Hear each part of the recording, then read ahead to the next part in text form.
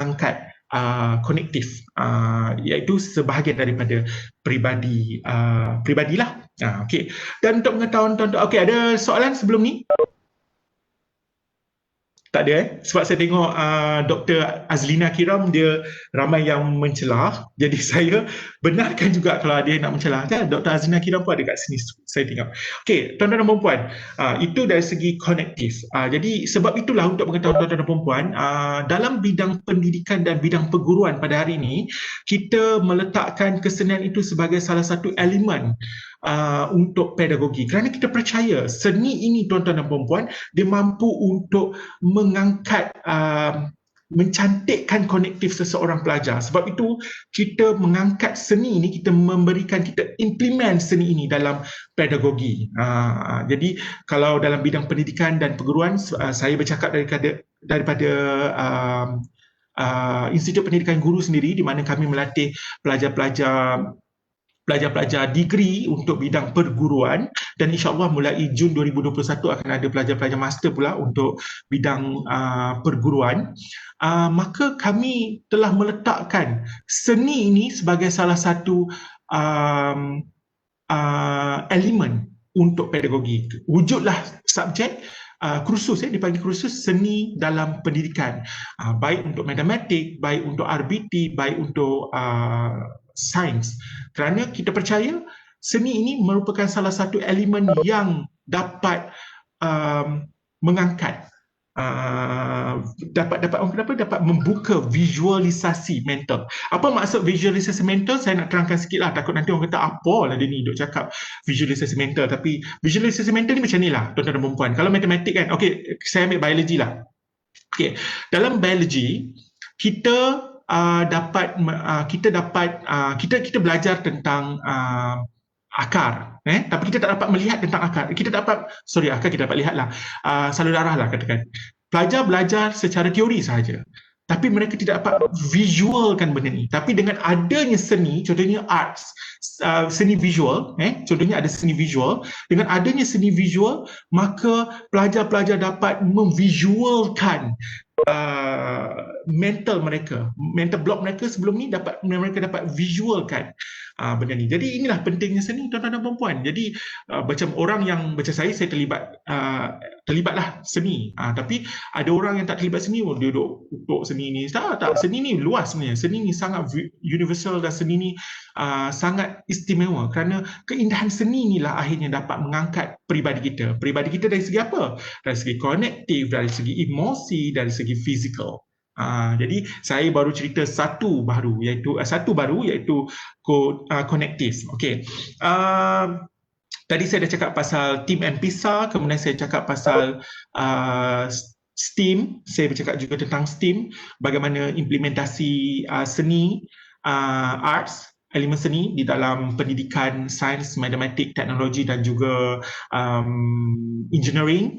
Kemudian kita ada juga, saya bercerita juga tentang visualisasi mental, bagaimana seni membantu untuk pelajar-pelajar kita visualkan sesuatu perkara yang selama ni mental block bagi mereka. Kemudian kita juga ada kebat, kerana untuk mengetahui tuan-tuan dan perempuan, contohnya macam inilah, saya ambil keindahan teater. Okey, teater dia ada subtext. Contohnya dia orang belajar subtext. Untuk berlakon, dia kena faham apa makna di sebalik teks ini. Sebab tu, hai Nizam, Nizam ni graduan teater ni ada kat sini daripada UM. Okey, contohnya pelajar-pelajar teater ada buat panggil tadi, bedah skrip. Okey, mereka bedah skrip untuk mengetahui mungkin subtext di sebalik teks dalam skrip itu. Jadi secara langsung mereka belajar sesuatu yang berlapis. Okey, mereka belajar sesuatu yang di sebalik lapisan itu mereka belajar, dan akhirnya merangsang benda itu dapat merangsang pemikiran aras tinggi tanpa mereka sedari. Pelakon-pelakon teater dapat merangsang pemikiran aras tinggi. Sebab tu kadang-kadang pelakon teater ni dia sesuatu yang kita tak jangka tau. Bila dia buat tu macam, Ayo, hebatnya. Kerana mereka punya pemikiran aras tinggi mereka tu memang tinggi macam tu. Cuma tanpa mereka sedari atau tanpa kita sedari. Even though untuk menulis skrip tu pun mereka menggunakan aras tinggi dalam Bloom taksonomi, iaitu membina dan menganalisis. Mereka buat skrip tu pun mereka menganalisis. Jadi mereka menggunakan taksonomi Bloom yang tinggi sebenarnya. Okey. Jadi tuan-tuan dan puan-puan, secara langsungnya bila benda itu berlaku, bila kita merangsang pembinaan taksonomi Bloom yang tinggi seperti membina, menganalisis, secara langsung kita merangsang kemahiran berfikir aras tinggi dalam kalangan pelajar-pelajar kita. Sebab itu tuan-tuan dan puan-puan, Kementerian Pendidikan Malaysia menggalakkan pelajar-pelajar di Malaysia terlibat aktif dalam kesenian, baik teater, tari, seni visual ataupun seni muzik, kerana Kementerian Pendidikan Malaysia sendiri percaya dan pernah pun membuat kajian bersama dengan pakar runding pada tahun 2008, pakar runding UKM pada tahun 2018. Mereka percaya bahawa kesenian ini sebenarnya mampu untuk meningkatkan kemahiran berfikir aras tinggi. Jadi sekali lagi saya dapat buktikan kepada tuan-tuan dan puan-puan bagaimana keindahan seni ini, apabila kita appreciate seni ini, maka akhirnya peribadi kita akan cantik. Peribadi yang saya cerita sekarang ni masih yang pertama, iaitu konektif. Saya ingatkan sekali lagi, siapa yang baru masuk, saya dah pecahkan kepada 3 peribadi, iaitu konektif, emosi dan juga fizikal. Okey, tuan-tuan dan puan-puan. Sebelum saya beralih kepada elemen yang lain, ada nak tanya? Ni macam pelarian kan? Ada yang nak tanya? Tak ada ya? Okey, kalau tak ada, Cik Azrael, mungkin di bahagian chat ada yang bertanya juga di sini. ada apa pandangan tentang unsur empati dalam seni visual? Okey, Nazrina from Nazrina. Unsur empati dalam seni visual. Okey. Okey, satu je soalan kan? Ya, setakat nombor 1 je lah. Ada, you cakap laju sangat. Saya minta maaf sebab saya teruja. Sebab tu saya cakap laju sangat. Saya minta maaf. Okey, apa pandangan saudara tentang unsur empati dalam seni visual? Okey, dalam seni visual, okey, katakanlah dalam unsur empati dalam seni visual, okey. Kita ada simpati dan empati. Empati ni lebih dalam daripada simpati lah. Okey, jadi bila mana ada unsur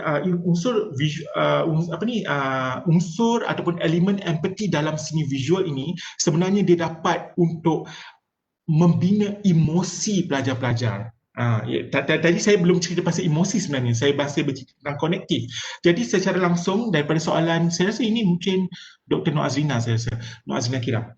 Jadi bila dia bertanya tentang unsur empati, ya benar, di dalam seni visual ada unsur empati, dan unsur empati ini bila kita selidiki ataupun kita hayati, akhirnya dia mampu sebenarnya untuk merangsang ataupun membina emosi para pelajar. Dan emosi itu sendiri adalah part of apa kita panggil, part of peribadi. Jadi sebenarnya Dr. Nur Azrina tanya saya dan saya jawab, terus saya bagi tahu juga tentang elemen yang kedua dalam peribadi, iaitu elemen emosi. Tadi saya bawa cerita konektif. Jadi tuan-tuan dan puan-puan, saya simpulkan untuk elemen yang pertama dalam peribadi, indah seni, cantik peribadi dapat kita lihat bagaimana bila mana kita mengapresiasikan kesenian, seperti yang saya cerahkan kepada 4 kesenian tadi mengikut Kementerian Pendidikan Malaysia, akhirnya kita mampu untuk membina kepribadian yang cantik dari aspek konektif. Yang kita rasa tak dapat disangkalkan lagi lah bila mana saya bercerita tentang Tim and PISA, saya cerita tentang seni dalam pendidikan, saya cerita tentang stream, saya bercerita tentang visualisasi mental dan juga kebat. Okey, jadi tuan-tuan dan puan-puan, kalau tak ada apa-apa yang bertanya, baik di chat ataupun baik di secara verbal, apa kata kalau saya pergi yang elemen yang kedua? Saya minta maaf tau kalau saya cakap laju, sebab kalau cakap slow saya macam tertelan Elio. Saya terpaksa cakap laju. Saya minta maaf. Tapi kalau siapa yang terus nak ni, terus potong saya. Okey. Okey, kita lihat dari segi emosi pula. Okey, siapa tahu pasal penjara di Malaysia? Semua orang mute kan, semua tak tahu kan. Semua bukan tak tahu, semua tak boleh nak jawab, semua tak bagi respon kan. Okey, sebenarnya tuan-tuan dan puan-puan, penjara di Malaysia ni dia bukan lagi seperti zaman dahulu kala lah. Zaman dulu, even though mungkin kita tak ada nama lagi lah, kita masih gunakan nama penjara lah kan. Tapi di kebanyakan negara telah pun menukar nama. Mereka dah panggilkan penjara ni sebagai correctional center. Okay, correctional center ataupun pusat koreksi. Pusat koreksi. Koreksi ni dalam bahasa Melayu macam-macam correction lah, pembetulan lah, membetulkan. Okey, jadi pusat correctional center ni di Malaysia pun ada pusat correctional center. Kalau kita pernah tengok kalau kita pernah tengok dokumentari misalnya penjara-penjara, okey, dokumentari di penjara, mereka buat kerja, betul tak? Mereka macam menganyam, kan, betul kan? Menenun, mereka mungkin memasak juga ada, tetapi kebanyakannya adalah kerja-kerja seni. Walaupun dikatakan objektifnya adalah untuk memberikan kemahiran kepada mereka agar mereka keluar nanti mereka ada kerja dan juga memberikan mereka wang saku. Kerana mereka bekerja dalam penjara tu mereka dapat wang saku ya untuk mereka keluar nanti. Tapi sebenarnya tuan-tuan dan puan-puan, ini adalah satu implementasi seni di dalam correction, di dalam correctional emosi mereka. Kerana mereka ini kadang-kadang tidak semua orang tak ada orang dilahirkan jahat. Cuma mungkin emosi kita terganggu, maka kita telah melakukan kejahatan dan disebabkan kejahatan kita itu against undang-undang, maka kita dijatuhkan hukuman dan masuk penjara. Okey, jadi emosi mereka ini mungkin perlu diperbetulkan dahulu.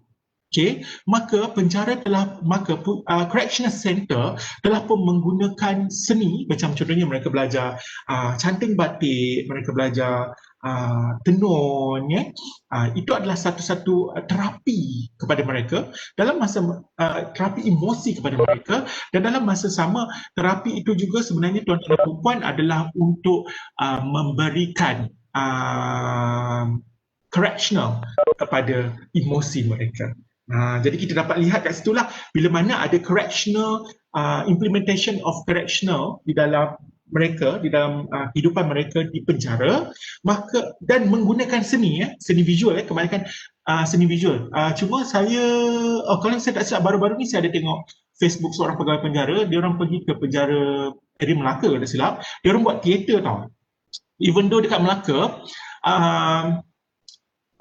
di sini ada sekadar perkongsian di pusat-pusat correctional ada disediakan kelas teater, dan DBP juga sedang mengajukan pertandingan teater antara pusat correctional. Thank you Amar Reza Zainal Abidin. Maka di sini adalah salah satu lagi tambah nilai. Okey. Jadi kenapa mereka menggunakan teater? Kerana mereka percaya elemen teater ini adalah salah satu seni ini juga mampu untuk memberikan terapi seni kepada pusat correctional, kepada pelatih-pelatih dalam pusat correctional ini.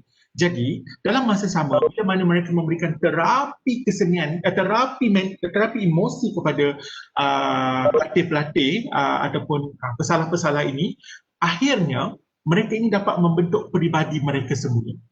Jadi, seni is not about you acting anymore. Seni is not about you dance anymore. Seni is not about music anymore. But more, dia lebih besar. Dia lebih besar. Di mana kita dapat lihat sekarang ni saya berbicara tentang dia menjadi sebagai salah satu terapi seni untuk pesalah-pesalah dan juga pelatih-pelatih untuk memperbetulkan emosi mereka dan akhirnya dapat meningkatkan, dapat mencantikkan kepribadian mereka. Dapat mencantikkan kepribadian mereka dari aspek payung. Terus ada musik ini terapi musik panggil. Okey. Terus mencantikkan emosi peribadi mereka, dapat mencantikkan peribadi mereka dari aspek emosi. Jadi tuan-tuan dan puan, nampaknya fahamkan arah ke mana saya nak pergi kan? Sebab saya takut tuan-tuan dan puan mengharapkan saya bercerita tentang saya faham bunyi-bunyian lagu-lagu ni adalah satu terapi, tapi janganlah bagi saya terapi waktu saya bercakap.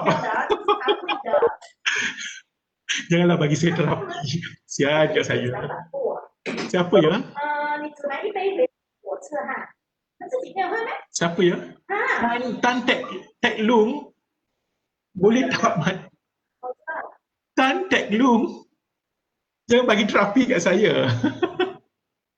Okey, tuan-tuan dan puan-puan, mana yang baru masuk, saya rasa nampakkan arah saya nak pergi. Saya bukan bercerita tentang seni yang macam bila kita menari kita akan jadi macam baik ke, bersopan santun ke, tak. Saya tak bercerita tentang itu. Saya rasa saya bukan orangnya untuk bercerita tentang itu, kerana saya rasa orang lain lebih layak untuk bercerita tentang seni, performing arts.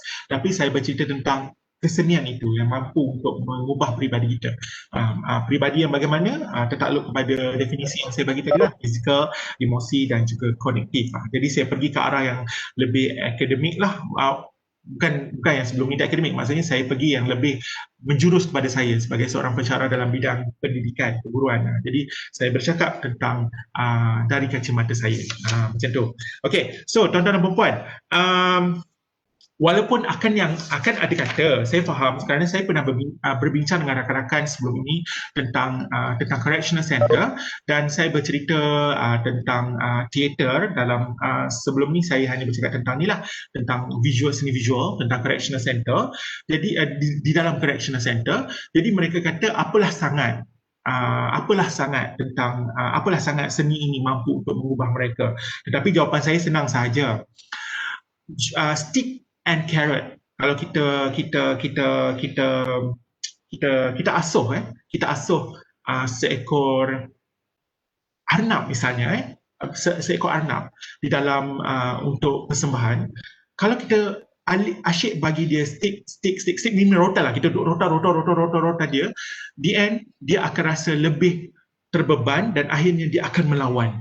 Begitu juga dengan manusia, kita semua pun sama. Kalau kita di bombat, mula-mula kita bertahan, lama-lama kita sudah tidak bertahan. Tapi bila kita diberikan satu benda yang terapi, satu benda yang kita suka, kalau kita tak suka pun tetapi dia menenangkan, dan akhirnya kita akan rasa tenang. Begitu juga orang kata apa, carrot. Kalau dalam situasi tadi tu kita bagi dia carrot, dia suka, dan akhirnya dia akan buat walaupun benda itu sukar. Begitu juga dengan arts, elemen seni dekat pusat correctional. Mungkin mereka ini tidak suka pun teater, mereka ini tidak suka pun tenunan, tetapi sekurang-kurangnya dia bukan dalam bentuk apa kita panggil yang kasar, kan? Jadi akhirnya mereka akan menjadikan dia sebahagian daripada kehidupan mereka, dan akhirnya dapat merilis emosi mereka yang selama ini tertekan bila mana mereka berada dalam pusat correctional tersebut. Jadi kat situ saya kata, walaupun ada rakan-rakan kata dia tidak function at all, bagi saya sekecil-kecil skru adalah sebesar-besar fungsinya untuk sesebuah binaan.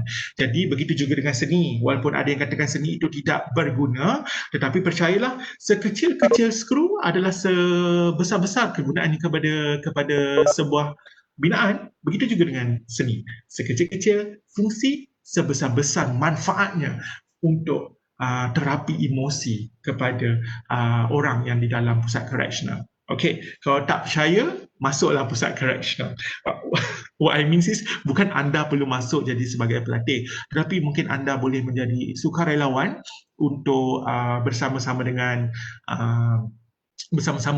untuk melihat bagaimana sebenarnya fungsi seni ini untuk membentuk kepribadian mereka dari segi emosi, menjadi terapi mereka menjadi terapi emosi mereka dalam pusat correctional tersebut. Okey, tuan-tuan dan puan-puan, begitu juga dengan kesalahan. Kalau kita lihat pada tahun lepas, benda ni bukan lagi sensitif lah untuk saya bagi tahu lah. Sebanyak 13,359 kes salah laku di sekolah menengah dan sekolah rendah. Mula-mula saya fikir ini macam satu yang sensitif untuk saya bagi tahu, tetapi bila saya tengok telah pun dikeluarkan data ini, jadi saya rasa tidak lagi jadi kesalahan lah untuk saya maklumkan kepada tuan-tuan dan puan-puan.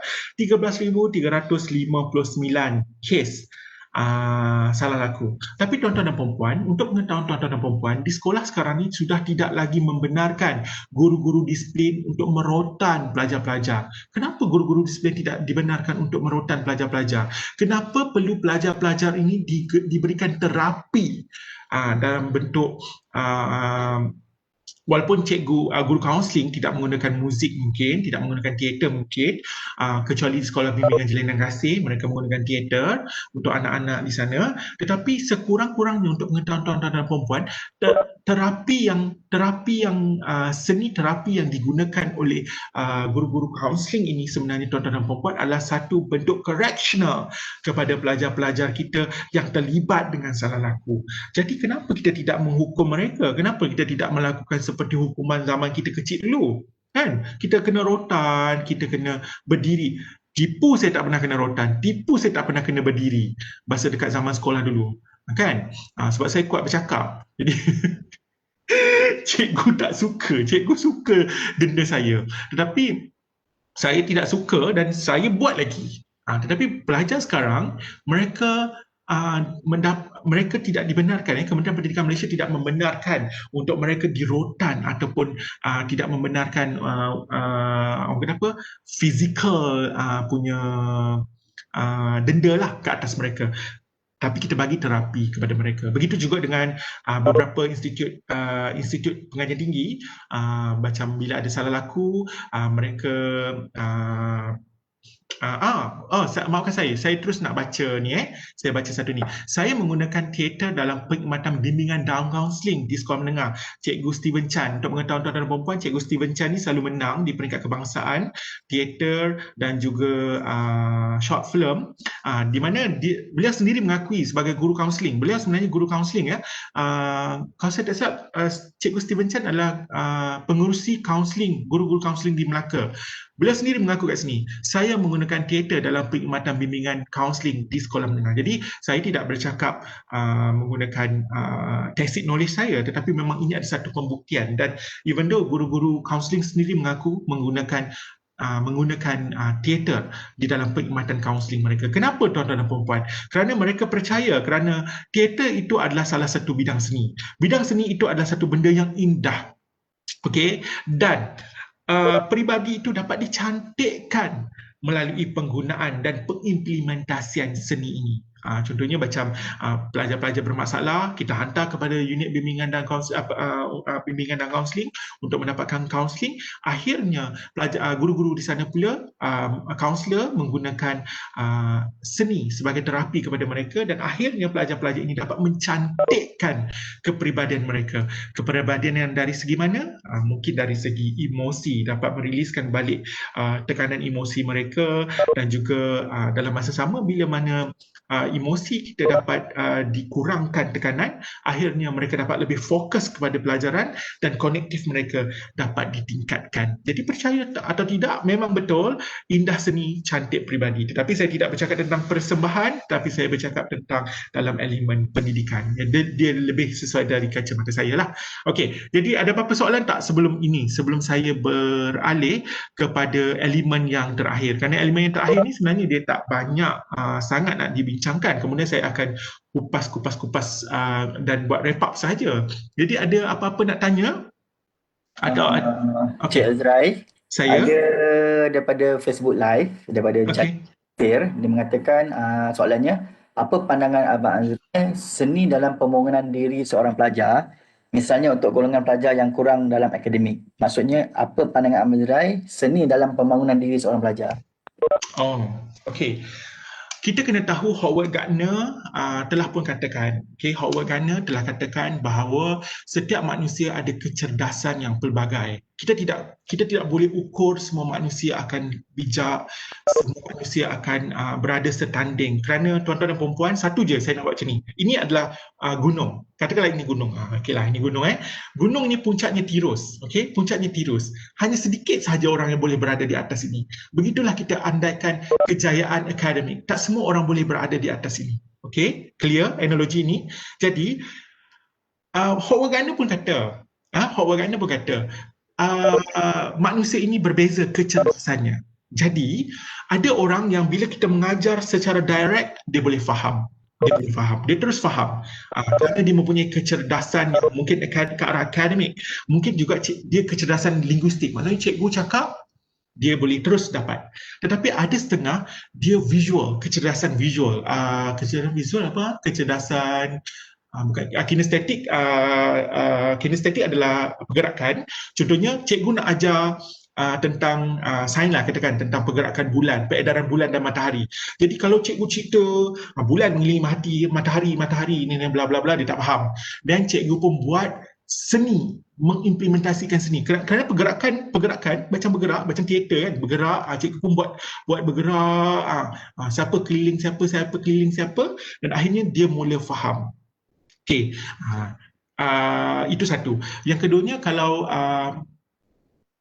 dia ada satu Howard Gardner kata untuk visual dia panggil, saya lupa nama terma tu, tapi dia ada visual juga. Jadi mungkin pelajar tersebut dia tidak boleh linguistik. Jadi cikgu boleh lukis gambar raja dalam seni visual kan, ada lukisan-lukisan kan. Bila cikgu lukis, dia dapat membantu pemahaman pelajar tersebut. Jadi mungkin soalan ini dapat menjawab kenyataan ini dapat menjawab persoalan tadi, di mana bila kita menggunakan kesenian ini dari segi pergerakan mungkin, dari segi lukisan mungkin, akhirnya mampu untuk meningkatkan konektif pelajar tersebut. Macam saya katakan tadi, mungkin tak semua orang boleh berada di atas, tapi sekurang-kurangnya budak itu tidak berada di sini. Mungkin budak itu setelah kita berikan pembelajaran secara menggunakan seni, mungkin kecerdasannya naik di sini. Mungkin sudah tidak lagi di lembah. Mungkin sudah naik, cuma mungkin belum lagi berada di puncak. Jadi saya harap soalan tadi, kenyataan ini dapat menjawab soalan tadi, bagaimana seni digunakan untuk pelajar-pelajar yang kurang cerdas. Tapi percayalah, tidak semua orang dilahirkan cerdas, tetapi tidak semua orang dilahirkan akan menjadi tidak cerdas selamanya.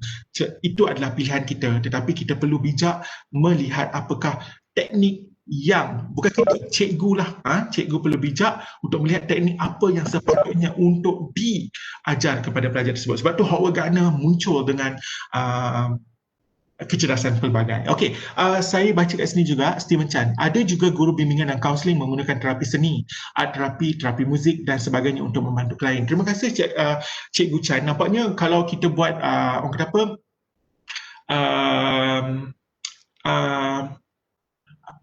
kalau kenyataan saya ini adalah kenyataan yang utama, jadi saya ada kenyataan yang sekunder daripada cikgu Steve Chan ni untuk menyokong menyokong apa yang saya katakan tadi. Saya takut nanti ada audiens yang kata saya macam bercakap sekadar bercakap. Jadi saya buktikan dengan adanya cikgu Steven Chan ini sendiri, dia mengakui apa yang telah dilaksanakan oleh unit bimbingan dan kaunseling guru-guru di Melaka.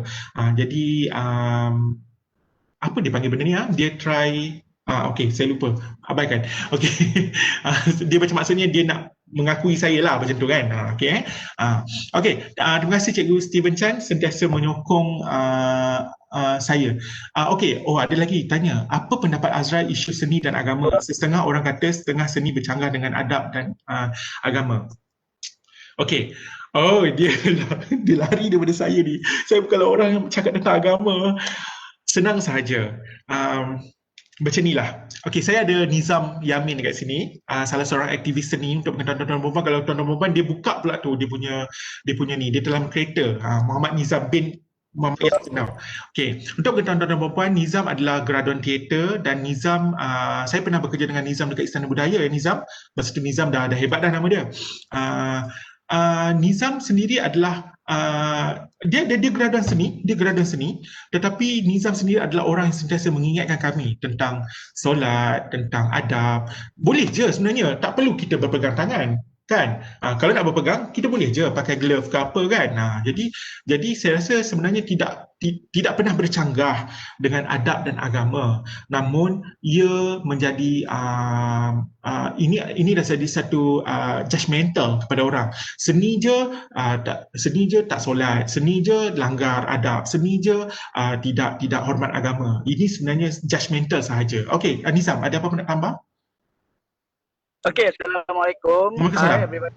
Okey, simple saja daripada saya. Alright, dan satu statement yang Saudara Azrai kupaskan tentang apa related religious dan juga dengan seni persembahan. Okey. Ya betul. Kan? Dengar ke? Saya cakap laju ke? Okey. Tak dinafikan ada di antara kita, terutamanya bahagian pendidikan, okey, cikgu-cikgu menganggap ataupun senang kata ada yang ustazah lah, okey, yang mengatakan bahawa boleh ke dalam seni ni di-blendkan, dicampurkan dengan agama.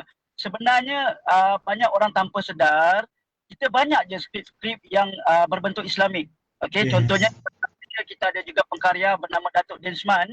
Datuk Densman ada beberapa skrip, contohnya Menunggu Kata dari Tuhan, Kisah Ka'ab Ibn Malik, monodrama, awak boleh berlakon seorang pun sekalipun, tak semestinya kena panggil perempuan. Betul. Saudara Azrael tak semestinya kena berlakon dengan berpegang tangan. It depends on how we celebrate that script, that idea, that story, okay, dengan kreativiti anda mungkin sebagai seorang guru, sebagai seorang sebagai seorang seniman. Okey, itu daripada saya. Thank you. Terima kasih Nizam. Jadi harap dapat menjawab kepada Azrin tentang isu agama dan juga kesenian ini. Sebenarnya kita tidak pernah melanggar, tidak pernah ada kontrak orang-orang seni perlu melanggar adab dan juga melanggar perintah agama. Kita masih lagi melaksanakan perintah Tuhan, kita masih lagi berpegang kepada adab kita sebagai rumpun orang Melayu misalnya. Tetapi hanya orang-orang yang tidak pernah terlibat. Kalau percaya, orang-orang yang tak pernah terlibat ni akan hukum kita orang seni ni yang bercanggah dengan agama semua. Betul tak Cik Syah? Cik Syah dah bagi signal dah. Dia kata memang betul. Orang yang tak pernah terlibat saja yang menghukum kita. Tapi orang yang terlibat dia tahu bagaimana kita berpegang teguh kepada adab dan juga agama. Okey, guys, last kali saya nak cakap pasal sebelum pukul 3, saya takut ni. Tengah hujan, takut interrupt, takut jadi apa-apa kan. Okey, tentang aspek fizikal pula tuan-tuan dan puan-puan. Kalau kita lihat aspek fizikal saya tak banyak nak kupas banyak kerana dia adalah boleh di-observe. Okey, nilai budaya tinggi. Kalau di Malaysia kita masih belum lagi mengimplementasikan nilai budaya tinggi, tetapi untuk pengetahuan tuan-tuan dan puan-puan, memang yang berbahagia Datuk Rais Yatim pernah pernah menyarankan kepada Kementerian Pendidikan Malaysia untuk blendkan satu perkara, iaitu nilai budaya tinggi dalam pendidikan, kerana beliau sangat percaya nilai budaya tinggi boleh diamalkan di Malaysia, tetapi hanya seni yang dapat membantu untuk nilai budaya tinggi ini diimplementasikan kepada masyarakat Malaysia. Contohnya begini tuan-tuan dan puan-puan, nilai budaya tinggi ini apabila kita semua bersetuju, itu adalah kita punya adab. Contohnya senanglah, saya cakap senang je, buang sampah. Kenapa orang di Singapura tak ada orang buang sampah? Kita, saya tak tahu semua orang, saya tipulah, saya tak pernah buat. Saya pernah buka tingkap pam buang sampah. Dan kenapa kita buat macam tu? Kerana kita tidak ada nilai budaya yang tinggi. Jadi sebab itu, kenapa kita tidak ada nilai budaya yang tinggi? Kerana kita tidak ada satu pun yang membantu kita untuk menggerakkan ataupun membentuk nilai budaya tinggi dalam masyarakat kita. Tetapi yang berbahagia Datuk Rais Yatim memang nampak dah benda ni, dia nampak seni ini sendiri mampu untuk membentuk nilai budaya tinggi, maka dia pernah propose kepada kerajaan, kepada Kementerian Pendidikan Malaysia untuk mengimplementasikan seni sebagai salah satu elemen bagi membentuk nilai budaya tinggi. Jadi tuan-tuan dan puan-puan, saya kira pada hari ini saya sudah bercerita tentang ada lagi ni Cikgu Steven Chan ya, banyak info dia. Kelab teater kami telah menghasilkan hampir 10 video pendek bertemakan agama Islam dalam pertandingan video acuan bahagian dakwah Jaim dan Maim. Seni laku itu juga boleh mendidik masyarakat. Betul, seni teater, seni tari, seni teater memang salah satu unsur dakwah lah bagi saya, tanpa kita sedar. Contohnya macam ni Contohnya macam inilah, katakanlah saya bukannya orangnya untuk macam bercakap tentang dakwah kepada orang ramai. Orang tengok saya pun macam nampak dah saya tidak ada ciri-ciri seorang pendakwah, gitu kan. Tapi contohnya saya pernah berlakon satu tahun 2011, teater tu tajuk dia Ayah, di mana anak-anak yang anak-anak yang macam tak puas hati dengan ayah, kemudian cerita tu macam dia kupas bagaimana perasaan seorang ayah pula.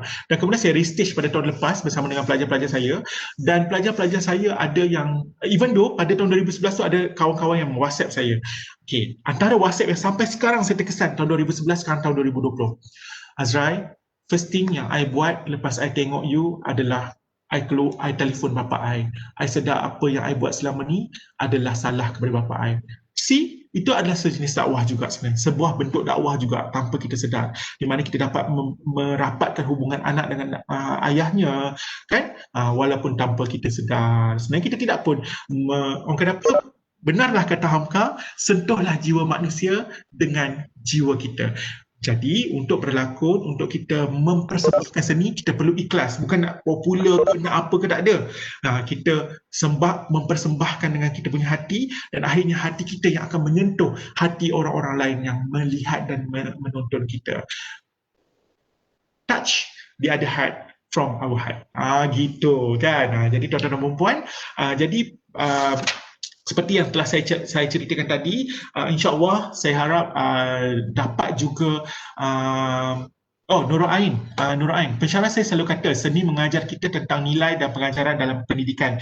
Contohnya dalam bahasa Melayu dalam sastra ada nilai dan pengajaran sekaligus boleh mendidik pelajar.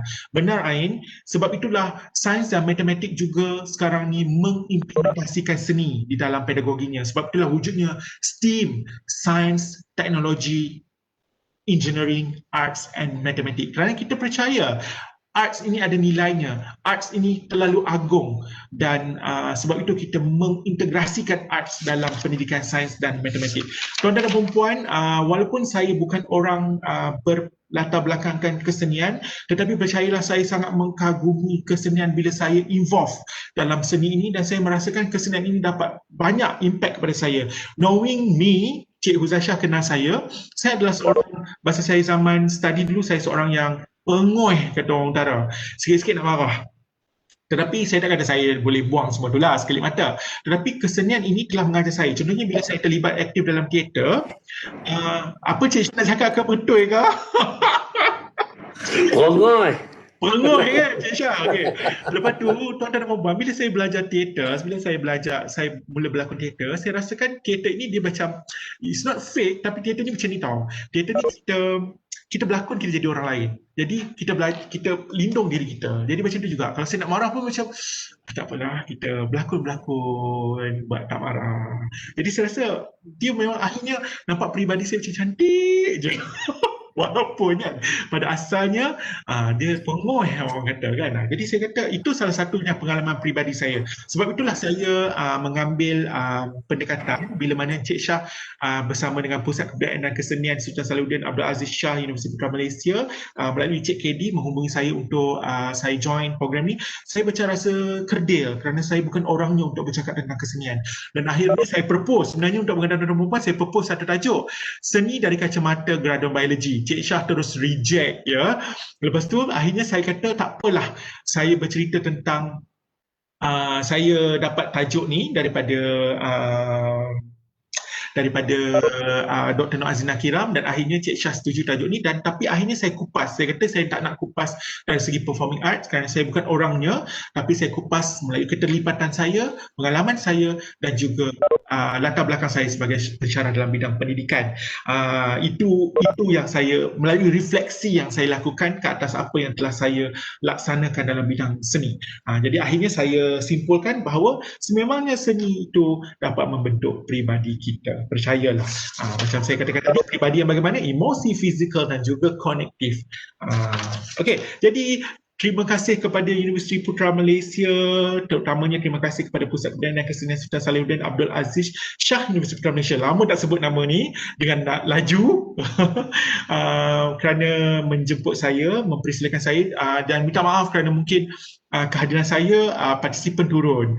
Kalau dulu ada Profesor Mahdia Dr. Nur Azina Kiram, dia 100 lebih. Bila Azrael Azmi 50 lebih je. Macam tak ada orang tak tengok saya. Tapi Cik Syah percayalah, Cik KD dan juga seluruh warga Universiti Putra Malaysia dan juga rakan-rakan yang sama-sama menonton, percayalah apa yang saya katakan pada hari ini seikhlas-ikhlasnya, dan apa yang saya sampaikan pada hari ini adalah menjunjung aspirasi berilmu berbakti yang saya pegang sejak saya menjadi pelajar Universiti Putra Malaysia sampai hari ini. Walaupun saya tidak lagi menyambung belajar di Universiti Putra Malaysia, tapi saya masih menjunjung nama Universiti Putra Malaysia walau di mana saya berada, berilmu berbakti. Terima kasih. Assalamualaikum. Saya pulangkan kepada Pusat Kebudayaan dan Kesenian Sultan Salahuddin Abdul Aziz Shah Universiti Putra Malaysia. Okay, terima kasih banyak kepada Encik Azrai kerana kesediaan untuk menjadi panel lah untuk berkongsi tentang topik kita pada hari ini. Jadi insyaAllah kita akan panggil lagi. InsyaAllah jangan apa kata, segan lah bila kita menyebut lagi insyaAllah. Dan saya nak cuma nak mempromosikan sikit lah mana peserta-peserta ataupun ni boleh kunjung ke laman web Pusat Kebudayaan Kesenian UPM dan juga Facebook Pusat Kebudayaan dan Kesenian. Jadi di situ banyak info-info yang kita telah wawarkan yang mana pada minggu hadapan pada 1 Disember kita ada program sedaya juga Sembang Seni Budaya siri ketiga yang mana kita jemput Dr. Muhammad Roslan Rosnon, iaitu pensyarah kanan daripada Fakulti Ekologi Manusia lah, yang membincangkan topik budaya orang asli Hetak Kitak. Kalau nak tahu apa tu Hetak Kitak tu, tunggu ada 1 Disember nanti pukul 3 petang masa yang sama lah. Jadi mungkin saya nak minta Cik Syam ada cakap sedikit ke apa-apa kepada Cik Azrai. Okey. Sebelum tu Cik Syah, ya silakan. boleh saya sorry ganggu. Silakan. Cuma saya nak rap je satu benda. Saya lupa nak rap. Tuan-tuan dan puan-puan, percayalah. Tadi kata nak habis kan. Tuan-tuan dan puan-puan, percayalah, setiap orang adalah seperti setiap orang akan menerima sayap untuk terbang tinggi. Seberapa tinggi kita terbang itu bergantung kepada kita. Semua orang akan terbang tinggi. Tetapi yang membezakan orang yang ada apresiasi seni adalah dia akan tetap memandang ke langit, ke rumput yang hijau, akan sentiasa pulang untuk melihat orang-orang yang pernah berjasa kepada dia. Tetapi orang yang tidak pernah ada apresiasi seninya, dia terbang tinggi dan terus tinggi dan akhirnya jatuh menyembah bumi. Tetapi kita yang ada apresiasi seninya, kita terbang tinggi ke udara, tetapi akhirnya kita tetap akan pulang ke rumput yang hijau untuk berjumpa orang-orang yang pernah memberikan sayap kepada kita dan ingin membawa mereka untuk terbang bersama. Terima kasih. Assalamualaikum. Waalaikumsalam Azrai. Terbuai saya dengan kata-kata Azrai ini ya. Dengan perkongsian makna ni. Baik, KD, terima kasih KD, Azrai dan semua penonton-penonton yang menyaksikan perkongsian bersama dengan Azrai. Azrai, kelebihan Azrai hari ini adalah FB Live ya, melalui Pusat Kebudayaan. Kita tak dapat, sayangnya. Tetapi kita dapat FB Live ya, Azrai. Itu kelebihan Azrai ya. Okay, anyway, thank you so much kepada yang menyaksikan. Saya lihat sini Abang juga daripada yang luar, dan saudara Muhammad Nizam, thank you so much ya, dari ni kawan Azrai, thank you so much. Ni saya nampak Azwani Haslim ni pun ada juga di sini, thank you.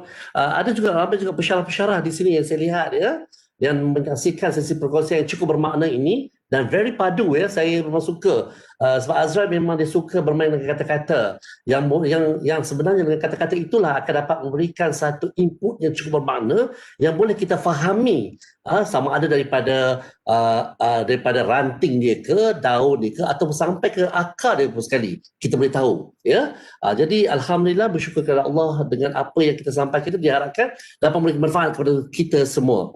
Dan seperti mana saudara Kelly sebutlah, insyaAllah minggu depan jangan lupa kita akan bersama dengan Dr. Rosnan, budaya orang asli Hetak Kitak. Kemudian kita ada lagi beberapa siri ya, mengenai budaya nyonya, babat nyonya, kemudian budaya Donang Sayang yang representing Melaka. InsyaAllah yang akan disampaikan oleh, insyaAllah saya tengah berusaha untuk disampaikan oleh pengarah JKKN Melaka, insyaAllah ya, dalam bulan 12 ni. Dan kita juga ada program Mari Berzapin ya, Mari Berzapin bersama dengan penari-penari Ajam Masturi secara maya juga. Dan kita ada juga satu, ini yang terbaru ya, dalam bulan 12 juga.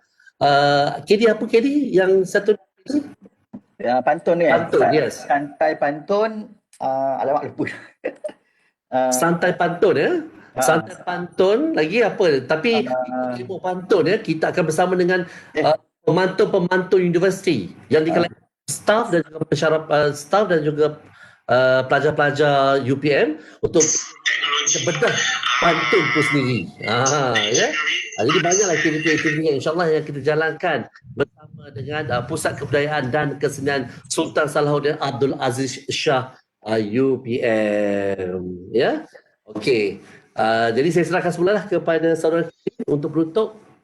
Terima kasih banyak kepada Encik Syah. Okey, kita akan berjumpa lagi pada 1 Disember dalam program yang bersama dengan panel yang kita jemput khas dan insyaAllah. Dan terima kasih kepada semua staff-staff yang belum daftar lagi sebagai latihan. Boleh klik link yang saya share di ruang chat ni. Dan kalau tak dapat link tu, boleh tinggalkan nombor staff di ruang chat ni. Saya akan key in-kan untuk anda. Okay, sekian saja. Terima kasih banyak. Assalamualaikum. Waalaikumsalam. Terima kasih Azrai. Thank you semua.